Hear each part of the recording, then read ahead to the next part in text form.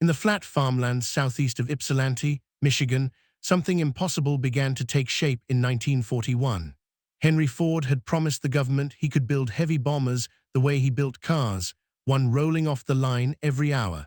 The plant they raised there was so long it bent at one end, simply to avoid crossing into a county with higher taxes. They called it Willow Run.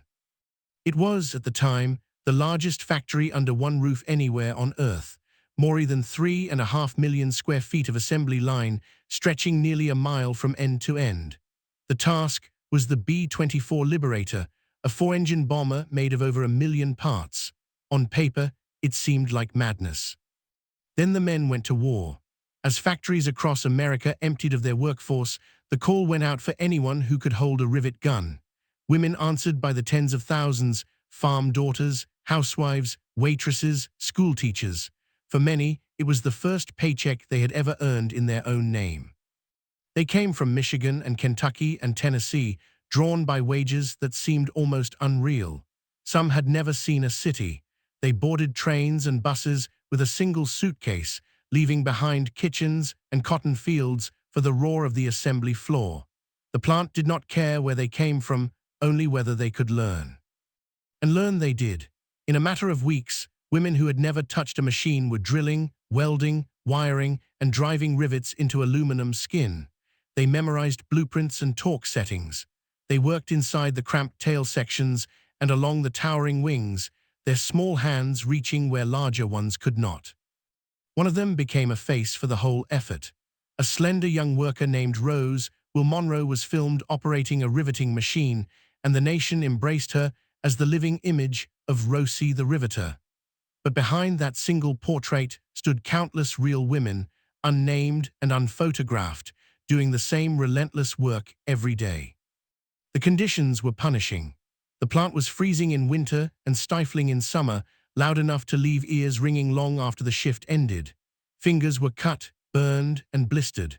Women stood for 8, 10, sometimes 12 hours, then rode crowded buses home in the dark to sleep and return before dawn. Housing could not keep pace with the flood of workers. The government threw up hasty settlements with names like Willow Village, rows of temporary dormitories and trailers on the muddy edge of the fields. Families crammed into single rooms. Still they stayed because the work mattered and because the money was real. Slowly, the impossible promise started to come true. The line that once produced a single bomber in days learned to breathe as one enormous machine. By 1944, Willow Run was completing a finished B-24 roughly every hour, a full 4-engine bomber wheeled out into the Michigan light, fueled, and flown away to war. Female pilots of the WASP program often took those bombers on their first flights, ferrying them from the runway beside the plant to bases across the country. Women had built the aircraft, and women flew them out. From rivet to runway, their hands were on every mile of the journey. The numbers still stagger. Willow Run turned out more than 8,000 Liberators before the war ended, bombers that flew over Europe and the Pacific, carrying the labor of these women into the sky. Each aircraft was a small monument to the anonymous crews who assembled it, panel by panel, on the endless floor. For the women themselves, the plant was more than a job. It was a taste of independence many had never imagined, their own wages, their own tools, their own proof that they could do work the world had told them they could not. Friendships formed over lunch pails and shared exhaustion outlasted the war itself. Then, almost as suddenly as it began, it ended.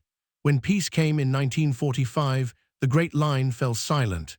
The men returned, and the women were sent home, asked quietly to give back the machines and the paychecks and the newfound sense of who they might be. Many packed their suitcases once more.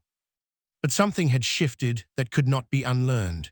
The women of Willow Run had proven, in aluminum and steel, what they were capable of when given the chance. Their daughters and granddaughters would remember and would push the doors a little wider open. Today, the Great Bend in the assembly line is mostly gone, the raw long faded into prairie wind. Yet the story lingers in the fading photographs and the agging voices of those who were there. They were riveters and welders and pilots, ordinary women who did extraordinary things, and quietly, hour by hour, helped build the machinery of victory.